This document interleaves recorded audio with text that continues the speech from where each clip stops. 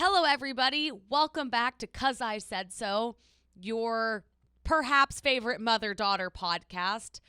Hi, Mom. Hi, Alex. How are you today? I'm great. How are you? Great. I have an announcement for you. Okay. Two announcements. I love them. The first one is I have decided 11 episodes in that I absolutely love podcasting and, in fact, think I might be obsessed with it. That's the first one. The second one is... Now, if you're new here, my mom and I got a job like 5 months ago at Barstool Sports, and that's headquartered in New York. So I moved to New York, and my mom commutes back and forth to New York and Oklahoma City, which is where we're from. Right now, she's in Oklahoma City, but I'm going to use this opportunity in front of all of you to tell her I think it should become full-time in New York. I'll give you a little bit to think about that. You know how I have to wrap my mind around things, but I do think that's something you get to bring up to your father also. Bacon wrapped around a date, your head around that, okay? Okay. It'll be so much fun. Everyone wants to know what Dad does. My dad does real estate. There, the most commonly asked question. Look at her face. Kim's like, you're saying it. My dad was in the trucking business and did oil field trucking. And that was the first part of his life. And now the second part of his life is real estate. So every time I post on Instagram questions, everyone says, what does your dad do? And we just always ignore it. That's what my dad does. All right, Kimmy, are you ready for what this episode is about? Yes, I'm ready. I'm waiting with bated ears. Bated ears. That's got to be the worst analogy Bated ever. breath. Bated breath. Bated breath, but what's the ears? I'm with bated breath and... Like perked up ears? No, there's a saying. Oh, gosh. No, we don't know what it is. Okay, it's a lost Bated breath. saying. Mom, I'm excited about this episode, probably because I found a vegan cookie that I could eat, and I ate it before this, so I have a lot of energy. So, without further ado, this episode is about evolving relationships with your parents through different phases of life. And the second thing it's about is today versus back in the day. For example, like songs, that say bitches ain't shit versus Strawberry Fields Forever. What happened? What is happening? That's what we're going to talk about. And a little bit of relationship advice from Kim. My mom is, she's not like the relationship end all be all, but you have been happily married for 33 years. So if you don't know who to turn to, all you have is someone's resume. That's a pretty good resume, Mom. To swallow my spit. I don't know why I've been holding it. Is what other people think of you really any of your business? And why it's important to have adult sleepovers. Okay. Ready to get into it, Mom? I'm ready to get into it, Alex. All right. How to evolve and to deal with an evolving mother-daughter or any kind of parent relationship. Mom, how to deal with evolving relationships with your parents. There's different stages, right? Right. So for your whole life, until you go to college, you live at home, and your parents kind of are your authoritative figure because they pay for you in some instances. They at least put the roof over your head. Correct. Then you go to college, and that's like the first step, or maybe you don't go to college, but you move out in some aspect. Let's pretend this person went to college, though. That's when the reins loosen, right? Yes. Was that hard on you? No, that part was, no, that was not hard on me as a relationship with you. That was just hard on me for being at home by myself. And that's the whole nother story. But as our relationship, no, that wasn't hard on me. It was a little because of worrying, but on the whole, no. Yeah, you do worry a lot about a child in college. Then people get significant others. So in my case, like I got a boyfriend, and you kind of had to navigate those waters because there's some things that's just like awkward to talk with your parents about, don't you think, when it comes to relationships? Like there were some instances where I'd be like, I want my mom's advice, but I'm not going to maybe ask her. No, I don't think that I feel like that you still have a lot to talk about with your parents in a relationship because you're just learning. Like you're not married yet. Right. You don't know if that's a significant other. So you're still connected to home and parents, so, I feel like. So then speaking of getting married, that's when it used to be if I got like a flat tire, I would always call Dad. But then once I was married, because I'm married, once I was married, I always will call my husband Graham. Was that the toughest transition for you once, like, you really, back in the traditional sense, or I think in some countries, you, like, marry off your daughter? It's like, is that what it really feels like to you as a parent? You're like, wow, I actually gave her away? Yes, it does feel like you actually gave her away. Now, the part about calling about a flat tire is pretty a mute thing because that doesn't bother me in the slightest. I'm glad you're calling Graham on those issues. But on a lot of other things that I like to give my opinion on, it's been hard for me to go, whoops, it's not my business. I have to pull back and wait and let Alex ask for my opinion. Yeah.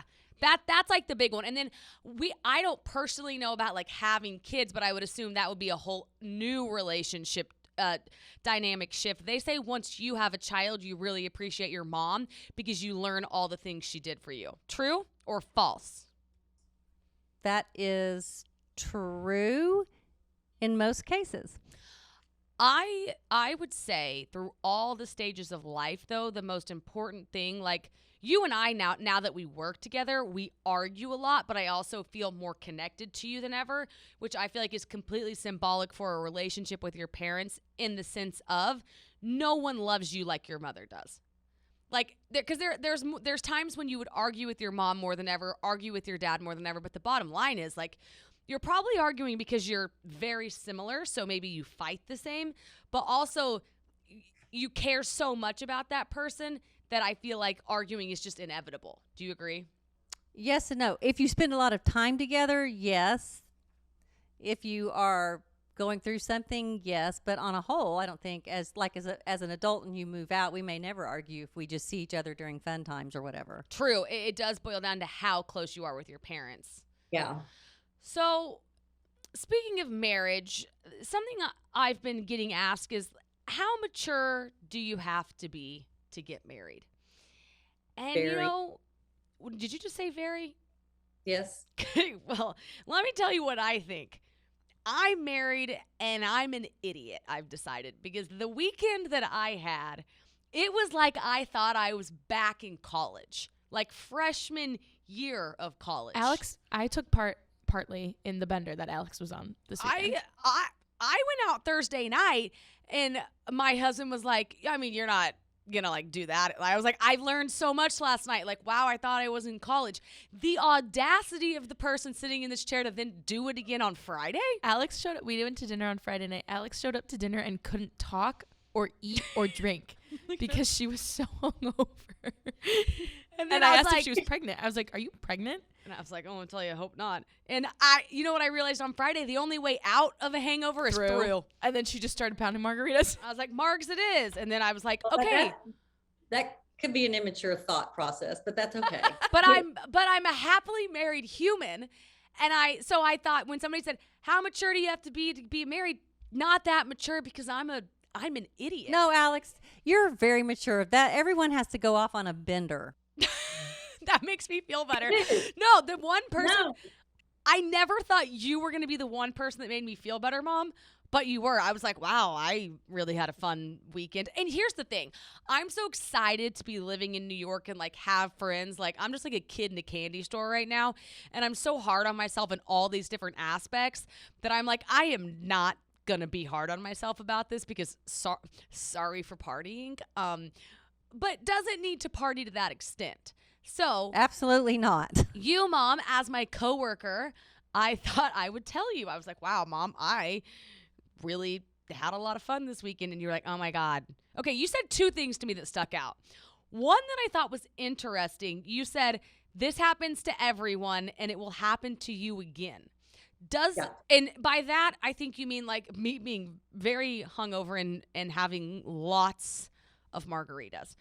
Still don't sound good. So why did you say it happens to everyone and it will happen to you again? Is it going to happen to me again? Because I thought, you know, the famous last words, I'm never going to do that again.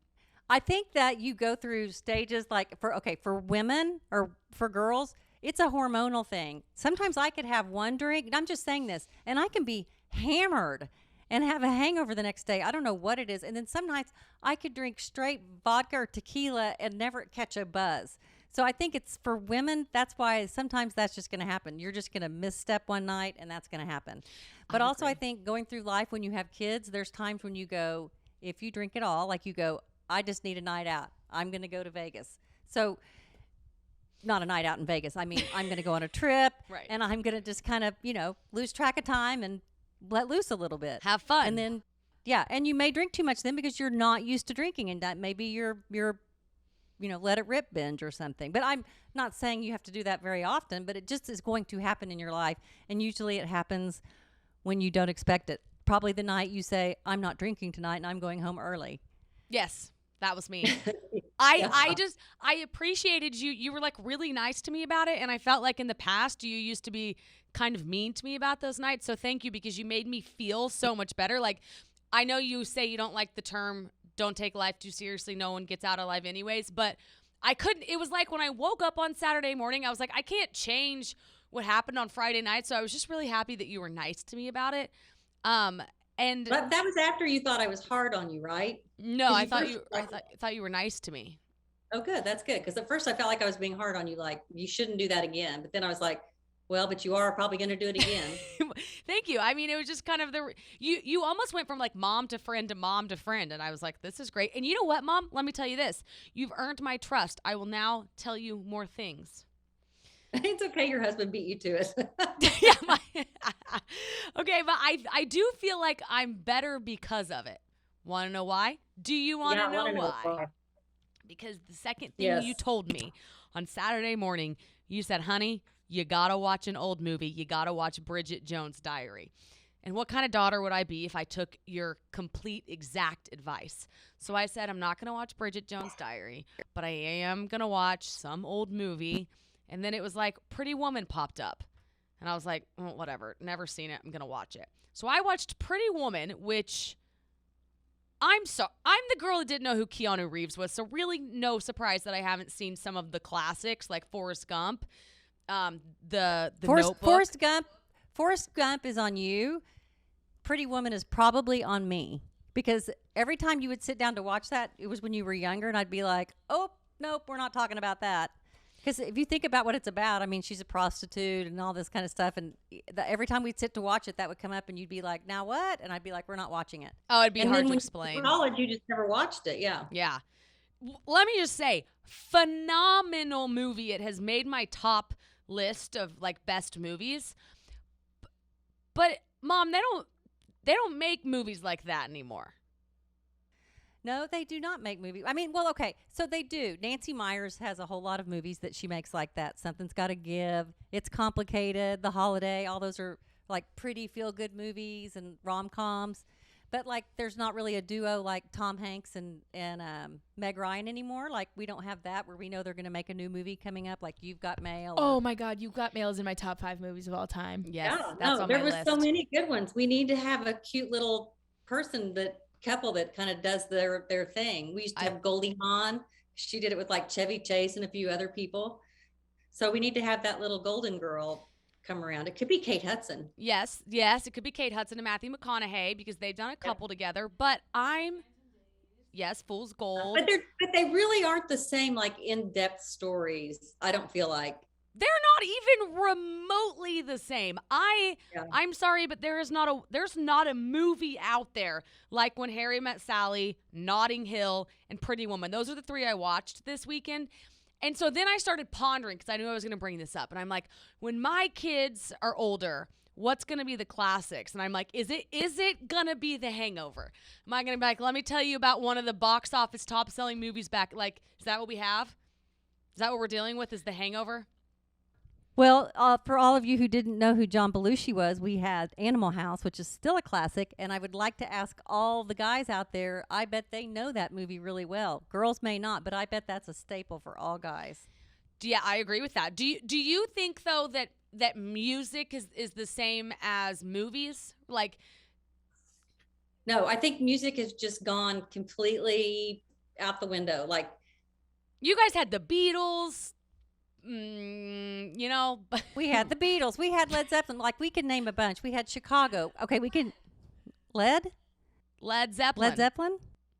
Yeah. No. Okay, so I looked at Led Zeppelin even, like, back then he didn't sing about who he was doing and all that kind of crap. He sang about, like, being a man or this or that, and it was great music. Like, even hard rock. Like, I didn't really love hard rock, but I'm telling you that their songs, their lyrics, like, so like that, there's a song, Bitches Ain't Shit But Hoes and Tricks. Yep.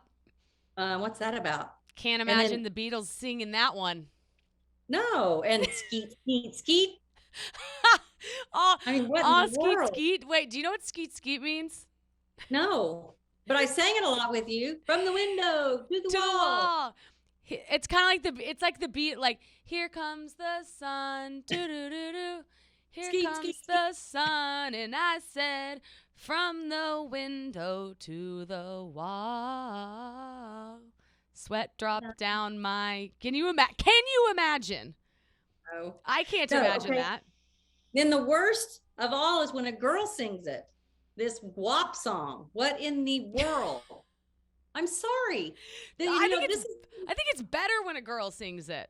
Gross. What? It's pretty. And I looked that up, and the first line in that is "whores in the house." Well, whores are in the house. What's wrong with that? What's wrong with that? That's like the plot of Pretty Woman. That's what's wrong with that. Singing about whores in the house. No, I would rather somebody say whores in the house and be a girl than I would be like whores in the house and it be a guy. Okay. What about beat it, whatever? Just That's the other beat part it. of the song. Is that Michael Jackson? No. Okay. No, I'm saying in that song, WAP, she even says beat it blank. It's just, yeah. And you want to see my blank, DICK by Yin Yang Twins. That's the name of a song. Don't hate on the Yin Yang Twins. These people are Yeah. legends. And then, okay, who's Akron? Akon. Okay, Akon. Is it AKON? The name of his song is I Want to FUCK. What in the world? That's a timeless song, Mom. No, I'm sorry. That is not a timeless song. Akron. I wanna love you. That song. The edited version is Love You. Well, I'm just telling you that's not going to be a classic. This is why the Beatles. Not going to be a classic. It's already a classic. How could it already be a classic, Alex? When did it come out? I don't know, 2001. That makes it a classic, and the Beatles were out in 1963. That's a true classic. Yeah, and Led right. Zeppelin was out in when? The 70s? Those guys do age a little bit better than perhaps the Yin Yang Twins will. Lil Jon and the East Side Boys. Now, no disrespect because they are legends. Okay, no, well, we'll see if they're a legend when it comes time to be a legend. Notorious. You guys, okay, that is what you guys do. I do think that. You go around talking about all these legends and they're in their freaking 30s. We do. We are quick to legendize somebody. Yeah. You sure are. Sure are. Yeah, we don't let time take care of that. And you don't take the time to learn about the old legends. I think that's true. But that's what I did this weekend was I took my time because they say history repeats themselves. So I thought repeats itself. Yeah, repeats itself. So I thought there could be some good little nuggets in Pretty Woman and Harry Met Sally and all that. And there was just some great lines. Like it's easier to believe the bad stuff. That's what Pretty Woman said. What's her name? Vivian. It's easier to believe the bad stuff. Yeah, like she was like, nobody ever says anything nice to me when they're laying in bed. And then he said, I think you have a ton of potential. And she was like, it's just easier to believe the bad stuff. And you're like, that's so true. There's a lot of timeless lessons in those movies. You're right. Yes, if you'd watched the Diary of Bridget Jones, you would have known that it said you are perfect just as you are. That's why you wanted me to watch it when I was hungover and sad. I wasn't sad, actually. I was having a great day. Mom, how do you think, so with the generational differences we're experiencing and you're highlighting, what's the difference in raising your kids? Like, what's the constant then? No, not the constant. Let's go. Hold on. What's the difference? First, what's the difference in raising your kids back then versus now? I don't think there's anything different between raising your kids back then as raising them now. I do think there's different challenges you have put in front of you to face when you're raising them, but you still raise them the same, like with the same moral values, the same religious beliefs that you have, the same discipline that you have, the same education basis that you have. All of that has to be the same. I mean, how they turn out like a person has nothing to do with whether It's Frank Sinatra or Eminem or Akron or what the hell his name is. Akon. So Akon. you're saying the difference is TikTok. It's like the exterior factors. Like, no, I'm saying Yeah. like there's more social media. They have phones. However, that evolves. That's the difference. But the constant is the moral compass. And the moral compass and the self-esteem and the feeling like being themselves is probably more important now with all of those outliers. Like, oh, I'm missing out. Oh, I don't have as many likes. I cannot imagine having to deal with that on top of, I've just got to keep my kid knowing, stick to what you know is what you're doing and stay the course, man. That's important. So you're saying in this day and age, navigating social media would be very difficult, but make these kids have a high self-esteem and a high worth so they can navigate when they don't get as many likes and things like that.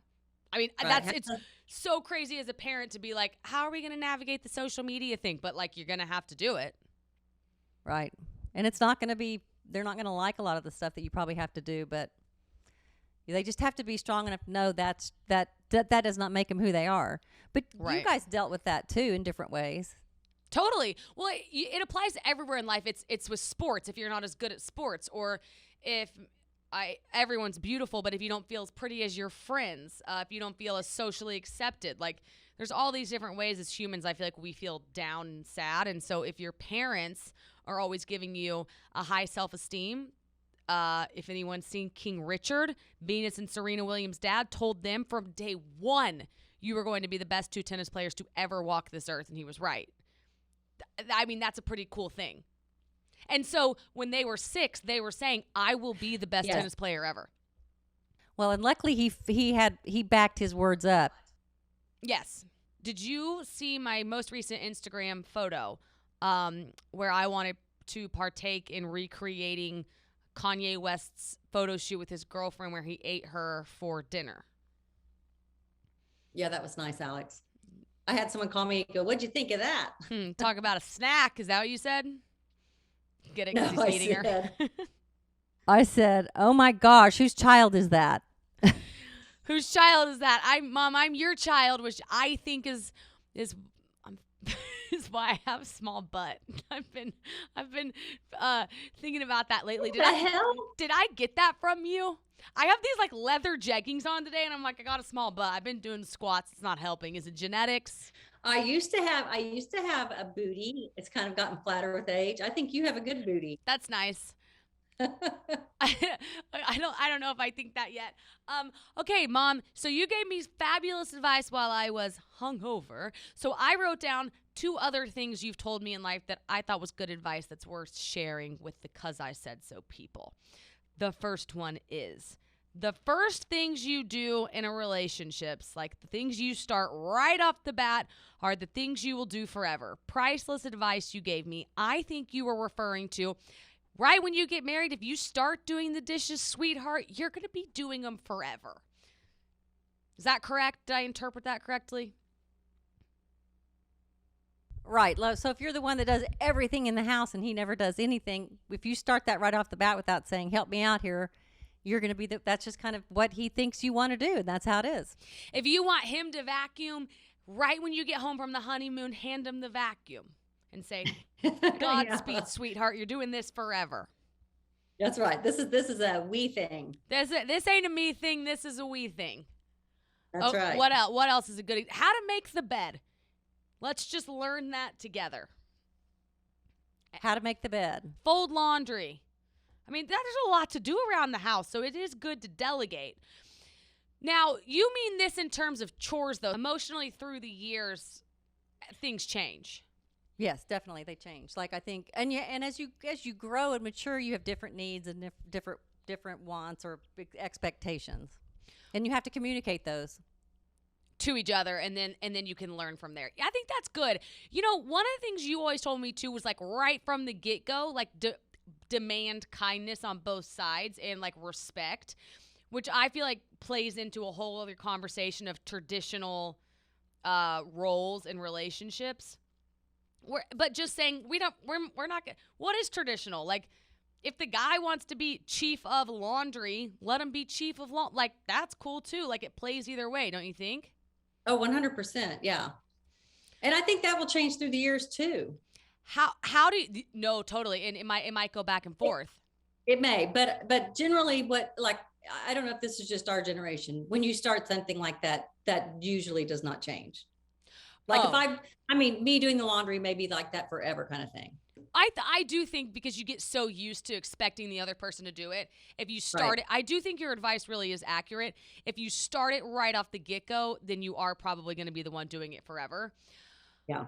Okay. But a lot of times you start something because you don't mind doing it. Like I don't mind doing it, but I'm going to say if you are, get upset about having to do it all the time or kind of hold this grudge because I'm the one that does all this and you start that, well, I do this. And he says, well, I changed the light bulbs. Then you probably need to discuss it.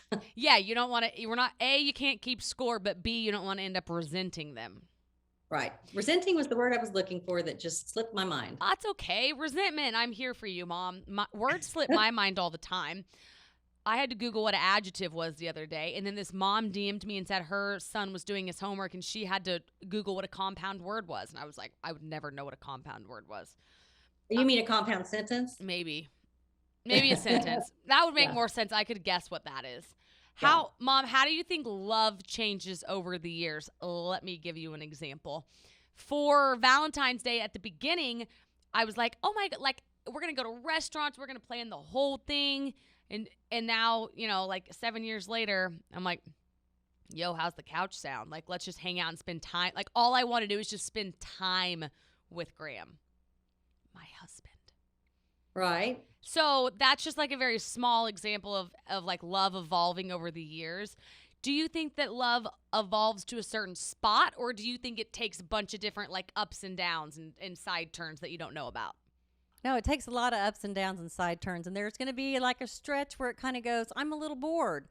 And sometimes you both feel that way, but it's really hard to get out of that cycle that you're in because everything's just a habit and it's the same old mundane over and over and over. And you go, somebody's got to come up with something. And it really feels cheesy to go, okay, we're going to have, this fun date night or this fun date night. But that helps. Not necessarily on Valentine's Day because that's probably the busiest night of the year. Right. But I see what you mean by, through the years, it's just going to change. Like, you may have to put more effort in it.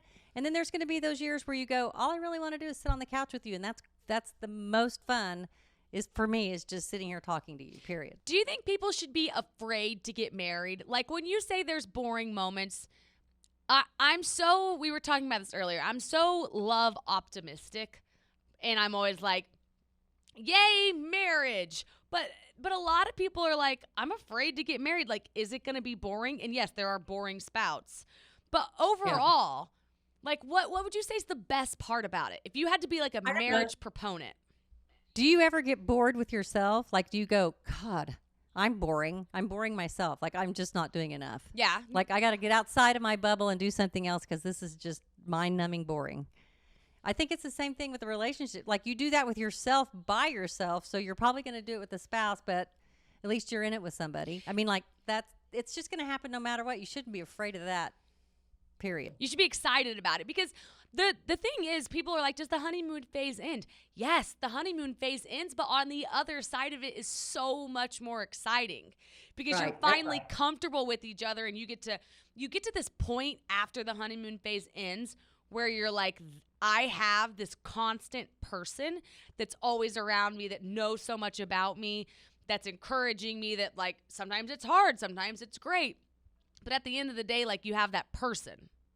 But okay, so I just remembered this when you said this. When we first got married, a friend of mine came over and said, how different is it now that you're married? Like, what is it like? What's the difference? And Joe said, and I thought, and this shocked me that he said this. He said, I thought when I married her that was the most I could love her. Like you go, that's how much I love you because we got married. But now that we've been married a year, this was like a year in. So he said, I love her more now than I did then just by watching all the things that I've learned so much more about her. So there's that on the other side of it that you didn't know. Like you watch the strength and the courage that someone has when you live with them on a daily basis. And that's a lot more to admire and love. That's a great point, Mom. You do because you see this person like getting uncomfortable in life, like wanting to push themselves. and you're like, wow, I'm really proud of you. And that's actually a good way to do self-growth too, is because you look at what they're doing and you're like, that could work for me, or that wouldn't work for me. And you take little bits and pieces of how they're growing and evolving, and you can apply it to yourself. Like you, for instance, for 30 years were a phenomenal stay-at-home mom, and now you're like, I work part-time in New York and have a full-time job. And Dad's Thank you, Alex. You're welcome. And Dad's probably like, what in the world? And he tells me too that he's so proud of you. But I do think that it's important to note that doesn't just have to be in the younger stages of life. You can do it at any time. You can pick up a new hobby. You can reignite that fire whenever you want, baby. No, I agree with that. That's true. One of the third lesson you taught me that I love, especially being in the content business, is what other people think of you is none of your business. I would like to put an asterisk beside that, though. That does not mean you hurt people in your path and you don't care what anybody thinks of you. No, you look in the mirror and you have to know who's looking back at you, and you have to have your moral values. Additionally, you're going to find the people whose opinion of you matter. Like for me, I have 5 people who I'm like, I care what they think. If they called me and said, Alex, you're off your moral compass, I kind of can't believe you did this, I would be like, I'll self-reflect on that. But outside of that, there's going to be plenty of people that are like, why does she post selfies? And it's like, don't cost $0 to worry about yourself. Why don't you let me do that? And then you do you. It's free. You know what I mean? Like, so there's that aspect of it. But I love that you say what other people think of you is none of your business. Like, if Emily and Madeline, who work on 'Cause I Said So, think I'm like a type A psychopath, that's fine. Right? Because like you have to ask yourself, okay, like I could hear somebody could tell me that they said that about me, and I could check in and I could say, oh my God, like I can't believe they said that about me. And then I could be like, well, I am a type A psychopath. So that A, that's fine. But B, like that has really that's none of my business. Like that's just who you are, and you just have to keep going. And I think sometimes people hear what other people think of them and they're like, I can't believe they said that, or like, what do I do? And it's like, it has nothing to do with you. Like, you be you. Yeah, that's right. They'll figure you, if people know you, and if they don't know you, they'll get to know you and they'll go, oh, that really wasn't true about her. Yeah. You got your people. Yeah. Nowadays it's harder because people can make an accusation about something, put it out there, and then it's almost like it's a fact. So I think that, I don't know if that happens to people when they're younger, like in high school and stuff. I don't know if that happens now. Like someone tweets something or texts something or says something, if it's a whole nother world on that part of it. Yeah. But for us, yeah, you just kind of have to go, yes, I am who if I'm doing something wrong, you're right, I'm going to do a gut check and I'm going to get it anyway, just from myself. Yes. But outside of that, what other people think of you, none of your business. And that's the good news, because you get to move on. Do you ever think about the long lost love of a sleepover? Like, yes. You think about that often, and I wish I could have a sleepover, an adult sleepover? Yes, we talk about it a lot in my bridge group girls. You mention your bridge group of girls a lot. What would an ideal sleepover be for you ladies? And it has to be, but hold on, it has to be like they pack their bags and are coming over to it's on a trip. It's one night with a set date, and your friends know they're coming over to spend the night. Right. Okay, what would you guys do? Did you ask them?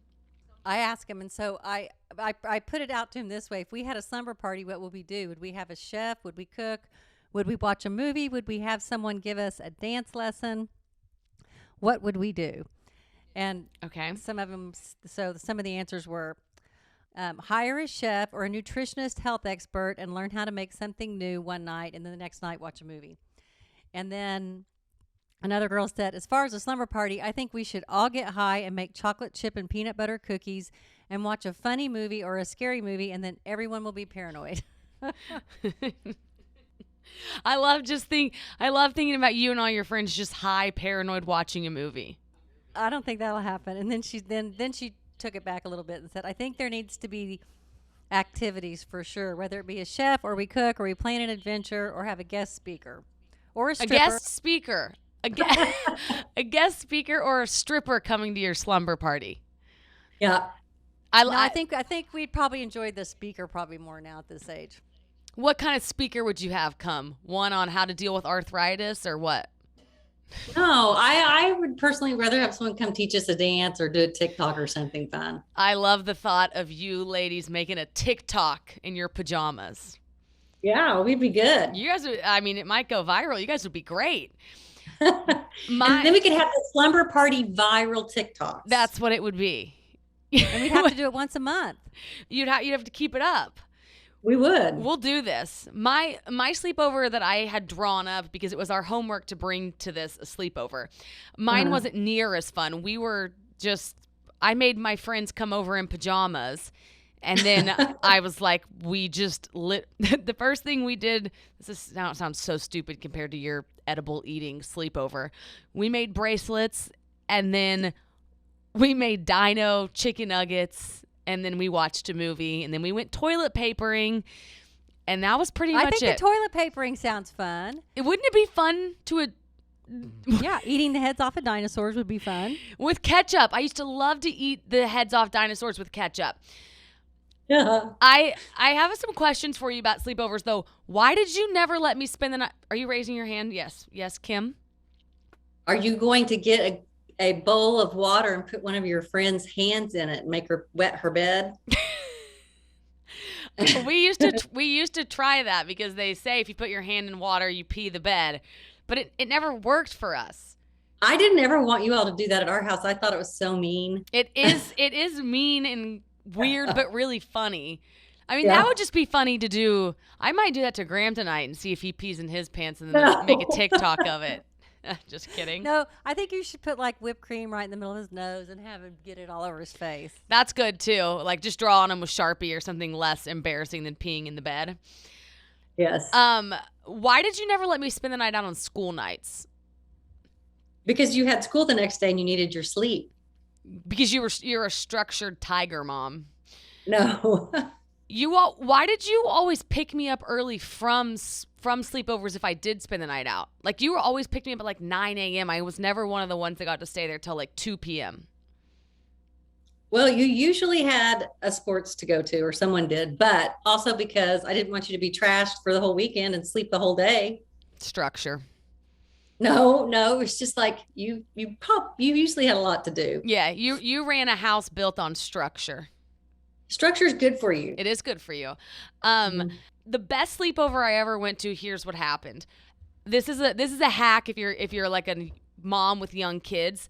Have all the kids, and they won't go to sleep, have them all lay down and tell them you're going to play a game. Have them keep their eyes open for 2 minutes and don't let them blink. Like challenge them to keep their eyes open. Then come back in at the end of the 2 minutes and tell everybody to close their eyes for 2 minutes. And when you come back in the room, everyone will be asleep, and it's wonderful. That's a good idea. I've never heard that. I don't remember who did that. I remember doing it, and I was like, wow, when I'm older, I'm going to remember this.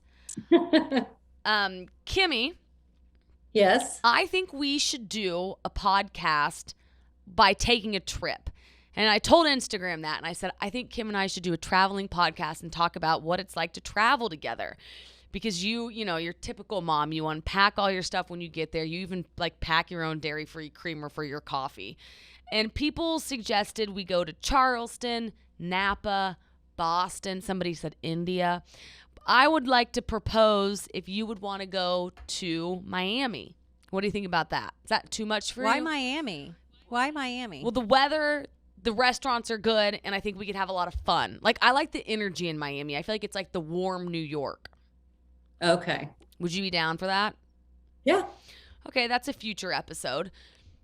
It wouldn't be for people to like learn about the places that we're going. No, it's not. There's nothing educational about Miami other than we could supply a restaurant list. Oh, but we don't have to go to Miami. Like we could go to Ireland. We could go to Ireland. I'll go to Ireland. But yeah, Ireland sounds great. Ireland. Most historic golf courses in the world. Let's do it. I think that's Scotland. Yep, it totally is. Ireland is not Scotland. I had you buy a challenge book on Amazon.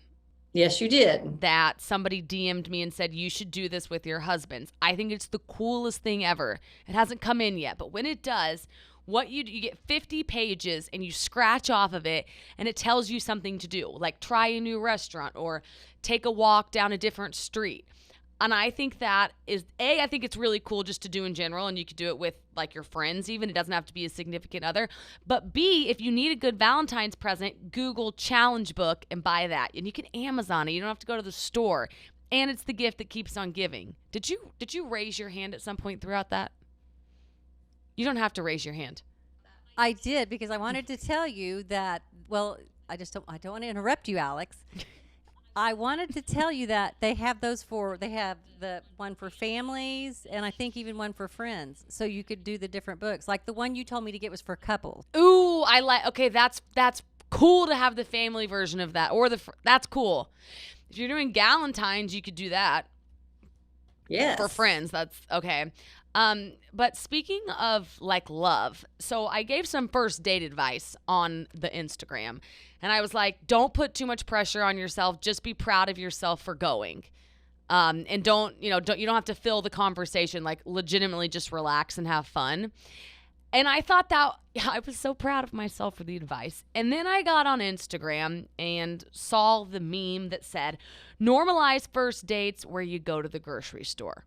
And I thought, what a novel idea, because you learn everything about somebody at the grocery store, including what kinds of food they buy, how they handle like bumping into people. Do they go around them? Are they the one that's like, you go here? That you realize what they want to spend money on, the kinds of foods they eat. Like, what more do you want to do than learn that? It tells you everything you need to know about the person on the first date. And if it goes bad, at least you got groceries. That's true, but I would be a basket case if that was the first date, so I would probably not be buying as my normal self. So scatterbrained. I'd be like, well, I don't know. What am I going to make? So do I just come up with my grocery list? Do I show up, or do I just buy my staples? Do I buy my normals? The staples would be good. What's your number one staple at the grocery store?